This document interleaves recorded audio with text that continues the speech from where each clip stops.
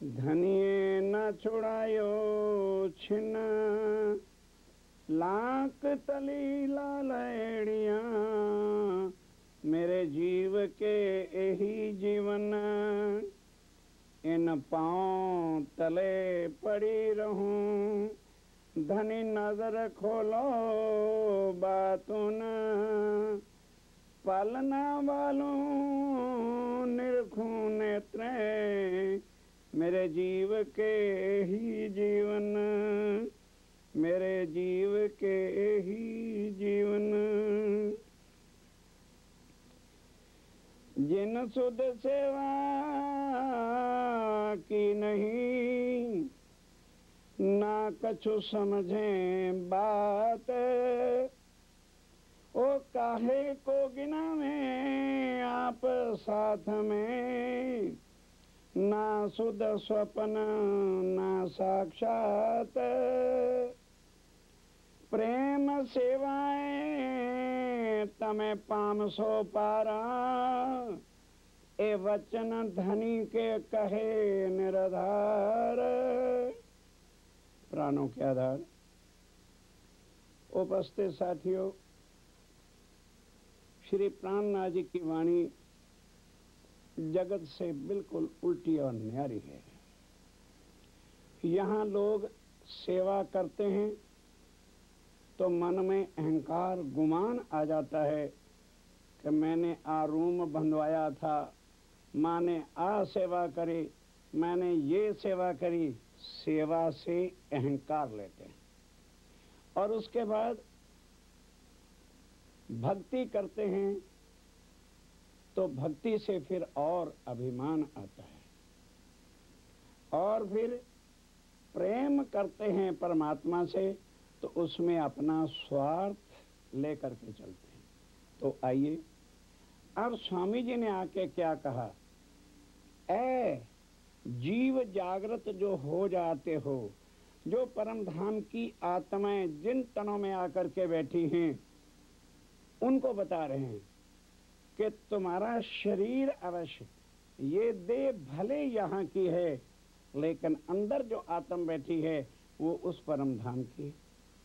तो यहाँ देह जो है मन के पीछे लग के उल्ट काम करती है, जो स्वामी जी ने आके उल्टे को सुलटा किया, सीधा बताया कि भाई यहाँ तो सेवा का अभिमान आता है। कैसे? अर्जुन को सदा अभिमान रहता था कि कृष्ण हमारी फूई के मामी फूई के रिश्ता था, हम ही इनको खिला रहे हैं, हम ही इनको पिला रहे हैं, बड़ा अभिमान रखते थे। अब भगवान का सबसे पहली कृपा क्या होती है? प्रथम कृपा क्या होती है कि वो जिसके अभिमान को तोड़ दे तो समझो बहुत बड़ी कृपा हो रही है। पर यही चीज यहाँ कौन बर्दाश्त करेगा? वाह जी वाह, मैंने परमात्मा के नाम के इतने गंगा जी पे भी वो किया, इतना दान किया और भगवान ने हमारा ही नुकसान कर दिया। उल्टा सोचते, वो नुकसान नहीं करता, वो परमात्मा ही नहीं जो किसी का नुकसान करे, वो तो भला ही भला करने वाले होते हैं। अब सबसे पहला भला श्री कृष्ण सोचते हैं, आखिर 16 कला संपूर्ण वैकुंठ के नाथ हैं, कि भाई ये हम इनके साथ रहते हैं, अगर इनका अभिमान ना तोड़ा तो फिर फायदा क्या हुआ? ले गए बाहर जंगल में, कहने लगे अर्जुन वो पेड़ दिख रहा है तुझे, वहां चला जा। जैसे तू जाएगा कि वहां पर एक कौवा और एक कग्गन, उसकी पत्नी को कग्गन बोलते हैं, ये दोनों वहां पर रहते हैं। जैसे तू वृक्ष के ऊपर चढ़ेगा तो उनके अंडे में से पड़े होंगे वहां पर, और जैसे ही तू जाएगा तो अंडा फूट के बच्चा पैदा हो जाएगा। तो उनको कहना, उस पक्षी को बोलना, अरे भाई बता राम महिमा क्या है, तो जैसे ही वो सुनेगा वो मर जाएगा, चिंता मत करना।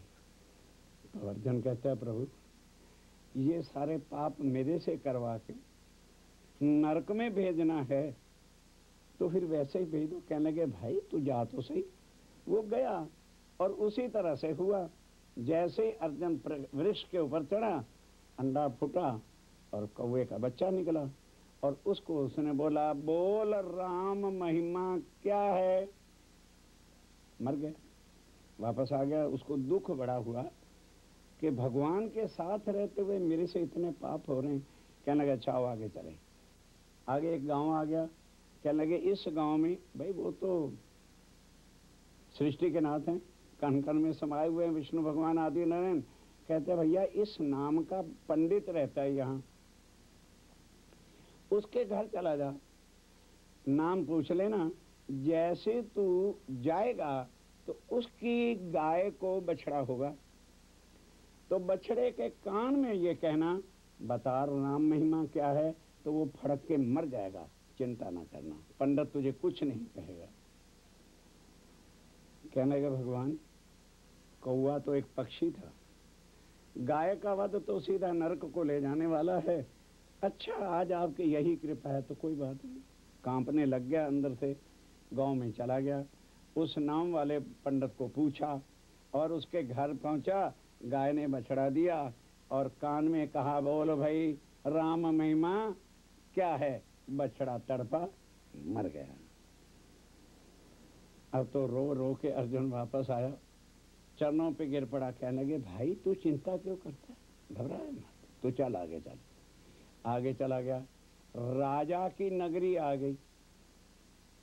कहने लगे देख इस राजा के घर 15 साल से कोई संतान नहीं हुई, बड़े बड़े ऋषियों ने यज्ञ रचाया, मुनियों ने यज्ञ रचाया है, तू भी वहां चले जाना, तेरे जाने पर उसके घर लड़का पैदा होगा, लेकिन वो लड़का गूंगा होगा, बहरा होगा और अंधा होगा।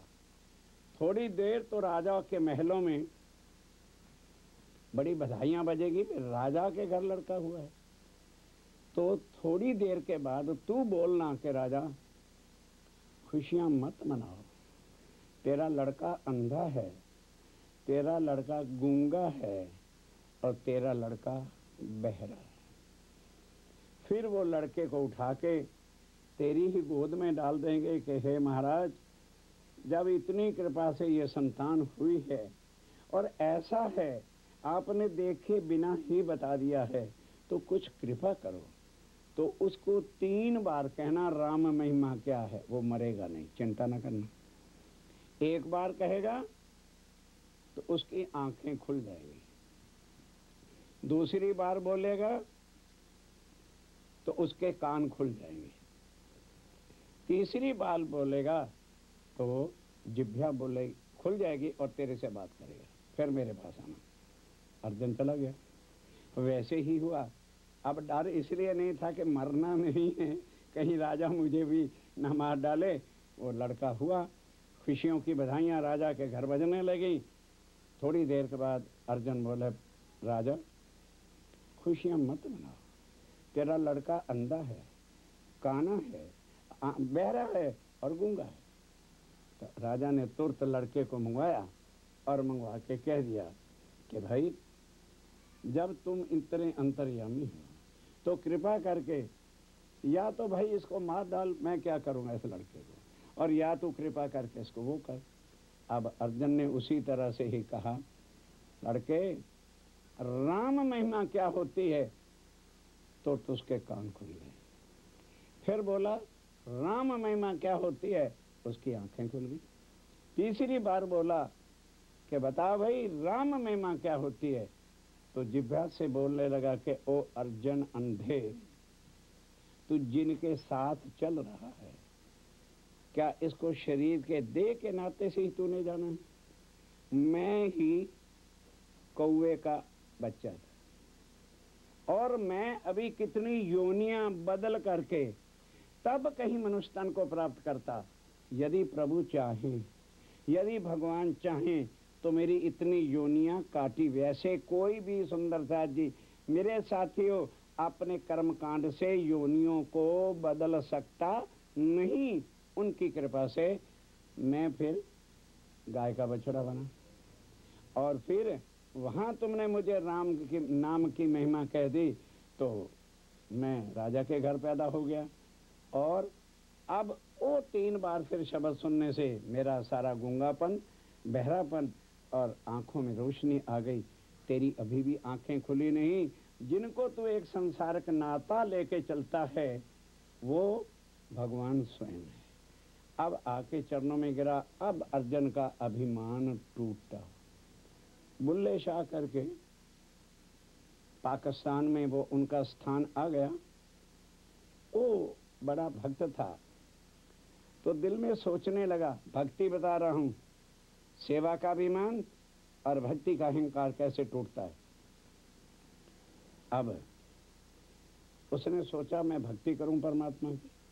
करने बैठ गया। इतनी भक्ति में लीन हो गया कि जटाओं के अंदर उसके पक्षियों ने अपना रहने का ठिकाना बना लिया, लेकिन वो मगन है। उसके बाद क्या होता है कि एक दिन उसने आंख खोली भक्ति में से, तो पक्षी ऊपर उड़ रहे थे, उन्होंने बीट कर दी, गंदगी कर दी। तो देख करके जो है, ध्यान देना, भक्ति का अहंकार, देख करके उसको घूर करके आंखों से देखा, वो पक्षी फटका, अब मर गए। क्या लगे, ठीक है, अब मेरे अंदर पूरी शक्ति, ये दुनिया वालों की भक्ति की शक्ति जो अहंकार देती। अब उसके बाद चला गया गांव में। एक पतिव्रता नारी अपने पति को भोजन करा रही थी। जाके उसने कुंडी खटखटाई कि बहन भिक्षा डालो। कहने के देखो महाराज, थोड़ी देर रुके रहो, मैं अपने पति की सेवा करके आती हूँ। तो सेवा करने के बाद वो गई। थोड़ी देर खड़ा रहना पड़ा, तो वो उसको भी बड़ा घूर करके देखने लगा, आंख टेढ़ी करके। तो वो पतिव्रता नारी क्या कहती है, महाराज ये वो वन का पक्षी नहीं जिसको फड़का के मार दोगे। मेरे अंदर पतिव्रता सत्य है और तू कुछ भी नहीं कर सकता। तो कहने लगे, महाराज हे देवी, आपको ये कैसे पता चल गया? कहने लगे, मेरे से क्या पूछता है, इससे भी ज्यादा पूछना है तो तुलाराम भक्त है भगवान का, उसके पास चला जा। अब वो वहां चला जाता है। जाके देखा, साथियों, शुद्ध हृदय से, निर्मल भाव से अपने अभिमान अहंकार को तोड़ करके सुबह 4 बजे उठता था। केवल मुख धो करके निर्मल हृदय के साथ परमात्मा का शुक्र बजाना, नाम स्मरण करना और अपने काम में चले जाना। फिर उसने कहा, भी सारा दिन देखें शायद कोई तपस्या कर दो करना। जिनके हृदय निर्मल हो जाते हैं उसके हृदय में प्रेम आ जाता है, फिर अहंकार नहीं रहता। और वो प्रेम कैसा होता है? जो परमात्मा का स्वरूप होता है। सब पर दया करता है, पापियों पर भी दया करता है, सबके अवगुणों को निकालता है। और अब रात को भी उसने देखा, तो इसी तरह से ही उसने किया और वो कर दिया। तो अब चरणों पे गिर के तुलाराम को कहता है, महाराज इतने से ही क्या आपको परमात्मा का प्रेम प्राप्त है? कहने के भाई वो इसलिए, तूने भक्ति की है, तुझे अहंकार आ गया। तू अगर अहंकार ना लेता, तेरे अंदर भी प्रेम का स्थान बन जाता। तो अब इन दृष्टांतों से लेना क्या है? स्वामी जी की वाणी, प्राणनाथ जी की वाणी क्या कह रही है? जिन शुद्ध सेवा की नहीं, ना कछु समझे बात, ओ काहे को गिना में आप साथ में, ना शुद्ध स्वप्न ना साक्षात। कि यहाँ वही अपने को जागृत समझे जो प्राणनाथ जी की वाणी को लेकर के चलता है। दुनिया के जितने ज्ञान ग्रंथ हैं वो सपने की बुद्धि के हैं, और प्राणनाथ जी की वाणी निज बुद्ध पार ब्रह्म का ज्ञान है। तो वो बता रहे हैं कि जो मेरी इस वाणी से मेरे स्वरूप की पहचान कर लेगा, तो फिर ध्यान दो, सेवा उसकी भक्ति होगी, सेवा उसकी भक्ति होगी। अहंकार के लिए नहीं करेगा, नहीं, मैंने अपने धनी को रिझाना है सेवा के साथ। और ध्यान देना, ईमान उसकी शक्ति होगी। उनको मर मिटेंगे, कभी ईमान से गिर नहीं सकते जिनको प्राणनाथ जी के स्वरूप की पहचान होगी। साथियों, बिल्कुल उल्ट, वो सेवा वाले अभिमान लाते हैं, ये सेवा वाले अपने धनी की भक्ति समझते हैं कि सेवा ही, क्योंकि पतिव्रता साधन जो प्राणनाथ जी ने आके बताया, तो पतिव्रता नारी का भक्ति क्या है? अपने पति की सेवा करके उनको रिझाना। तो उसी तरह से अपनी आत्म को उस पार ब्रह्म की अंगना समझ करके रिझाना ही परम धाम की आत्माओं का और उत्तम जीव जो ज्ञान से प्राणनाथ जी की वाणी से जागृत हो जाते हैं, वो समझ करके इस रास्ते पर चलते हैं। उनका ईमान ही जो है उनकी शक्ति होती है। उनका बल किस पर है कि लाख कोट भी संकट आ जाएं, वो अपने ईमान से नहीं गिर सकते। और यहाँ लोग बच्चे लेने के लिए, अगर कोई पहले हनुमान जी का भक्त है तो फिर कोई कहता है, अरे भाई इतने साल से हनुमान जी की भक्ति से तेरे घर कोई बच्चा नहीं हुआ, तो देवी की वैष्णो देवी चला जा तो तेरे घर बच्चा आ जाएगा। तो इष्ट को भी छोड़ देते हैं। हनुमान का भक्त हनुमान को छोड़कर बच्चे लेने के वास्ते देवी की पूजा करना शुरू कर देता है। लेकिन उन ब्रह्मात्माओं का जिन्होंने संसार को सत्य के ज्ञान देने के लिए यहाँ पर आए हैं, क्या ये प्रैक्टिकल करके दिखाएंगे कि दुनिया वालों, भक्ति क्या है? बच्चों के लिए, पैसे के लिए होती है? नहीं, भक्ति ही तुम्हारा ईमान है। लाख यत्न करने पर, लाख संकट आने पर, जो राजा जनमेजय को व्यास जी ने बताया कि उनके भी घर लाख संकट आएंगे, बच्चे होंगे, बच्चे मरेंगे ब्रह्म मुनियों के, क्योंकि दे यहाँ की, लेकिन अन्न देवी देव ना दिया। एक अपने पति पार ब्रह्म अक्षातीत प्राणनाथ के बिना वो किसी का और पूजन करेंगे नहीं। और ये उनका ईमान होगा। जब ईमान पक्का होता है तो जिस पर आपका ईमान है उसके लिए दिल में प्रेम पैदा हो जाता है, और प्रेम ही हमें भवसागर से पार करता है।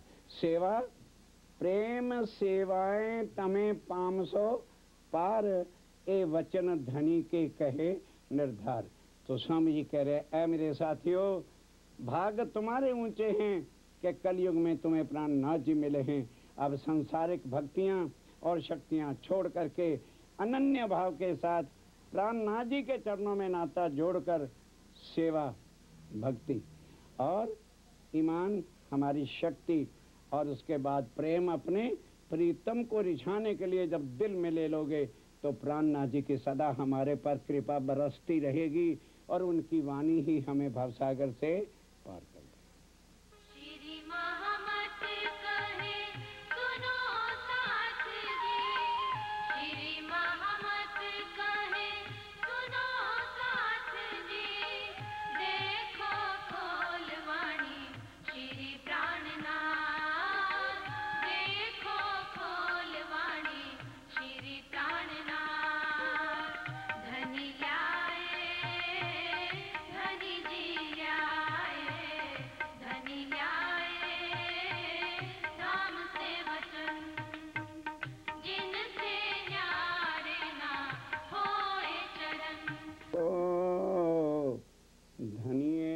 छुड़ायो छिन्न लाख